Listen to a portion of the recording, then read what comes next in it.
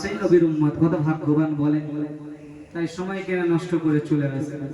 তাহলে ওই উট যখন রাসূলুল্লাহ সাল্লাল্লাহু আলাইহি ওয়াসাল্লাম কি বলছে, আমার মালিক আমাকে খেতে দেয় না, আমার মালিক আমাকে কষ্ট দেয়, কাজ করিয়ে নেয় কিন্তু খেতে দেয় না। উটের মালিককে আমার রাসূলুল্লাহ সাল্লাল্লাহু আলাইহি ওয়াসাল্লাম ডাক দেয়, এই উটের মালিক, তুমি বেইনসাফি করছো এই উটের সাথে, তুমি কাজ করাচ্ছ, প্রয়োজন মিটিয়ে দিচ্ছ, তুমি খাবার কেন দাও না, তুমি তো বেইনসাফি করছো। এই উটের মালিক সঙ্গে সঙ্গে রাসূলুল্লাহ সাল্লাল্লাহু আলাইহি ওয়াসাল্লামের কাছে ক্ষমা প্রার্থনা করে, ইয়া রাসূলুল্লাহ, ইয়া হাবিবাল্লাহ, আপনার কাছে ক্ষমা প্রার্থনা করছি, আমি আর জীবনও করব না, বেইনসাফি করব না, আমি ওনার সাথে ঠিকভাবে চলে। তাহলে রাসূলুল্লাহ সাল্লাল্লাহু আলাইহি ওয়াসাল্লামকে ঘোরা উচিত এবং উটও চিনতেন। তাহলে আমরা নবীকে কিভাবে চিনেছি বলে, আমরা বাচ্চাদের হাতে হাত ফোন দিয়ে শুধু গান বাজনা টিকটক দিয়ে আমরা ব্যস্ত করে দিয়েছি, বাচ্চাদের হাতে হাত দিয়ে আমরা নাচ গান দিয়ে ব্যস্ত করে দিয়েছি, বাচ্চাদেরকে রাসূলুল্লাহ সাল্লাল্লাহু আলাইহি ওয়াসাল্লামের নাচ শরীফ দিই না, বাচ্চাদেরকে নামাজের তালিম দিই না। তাহলে আমরা নবী সাল্লাল্লাহু আলাইহি ওয়াসাল্লামকে কিভাবে চিনবো বলে? আমরা নিজেরাই যদি অমানুষ হয়ে ঘুরি। মুসলমান, এখনো সময় আছে পরিবর্তন হয়ে যায়। মরণের যন্ত্রণা যখন আসবেন, যতই তওবা করেন তখন তওবার প্রার্থনা আসবে, তাই এখনো সময় আছে জীবন পরিবর্তন করে। মুসলমানের ঘরে ছেলেরা, এ আমির উম্মাত উম্মাতিরা, নওজোয়ান যুবকেরা, হরিয়ারপুর গ্রামের মানুষরা, শুনে রেখে দাও, শুনে রেখে দাও, আমরা এই জান্নাতের বাগান পেয়েছি একমাত্র নবী পাক সাল্লাল্লাহু আলাইহি ওয়াসাল্লামের খাতিরে। নবী পাক সাল্লাল্লাহু আলাইহি ওয়াসাল্লামের বড় জায়গা, রাসূলুল্লাহ সাল্লাল্লাহু আলাইহি ওয়াসাল্লামের সাহায্যই, আমিনার লালের সাহায্যই পেয়েছে। এই উটটা তো রাসূলুল্লাহ সাল্লাল্লাহু আলাইহি ওয়াসাল্লামকে চিনতে, এই উটটা তো রাসূলুল্লাহ সাল্লাল্লাহু আলাইহি ওয়াসাল্লামকে বলেছিলেন, আমার মালিক আমার সাথে বেইনসাফি করেছে।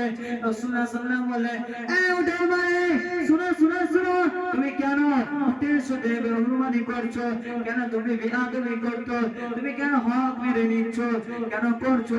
উটের মালিক বলতে থাকে, ইয়া রাসূলুল্লাহ, ইয়া হাবিবাল্লাহ, আমি আর বিআদবি করব না, আমি আর অরাজকতা করব না, আমি এই উটকে বেইনসাফি আর করব না, আপনার কথায় আমি রাজি হলাম। তাই নয়, তাই নয়, এইদিকে আনসারী সাহাবা বলতে আসলো, একদিকে উট খেপে গেছে, উট রেগে গেছে, উট কামড়াচ্ছে সকলকে, উট মারামারি করছে, উট সবাইকে লাথি মারছে।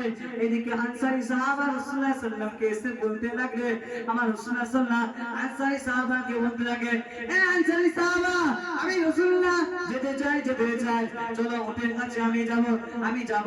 যখন রাসূলুল্লাহ সাল্লাল্লাহু আলাইহি ওয়াসাল্লাম উটের কাছে চলে গেলেন, উটের মালিক এসে বলে, ইয়া রাসূলুল্লাহ, ইয়া হাবিবাল্লাহ, আপনি উটের কাছে যাবেন না, আপনি উটের কাছে যাবেন না, উট খেপে গেছে, উট রেগে গেছে, আপনাকে কামড়ে দিতে পারে, আপনাকে আঘাত করতে পারে।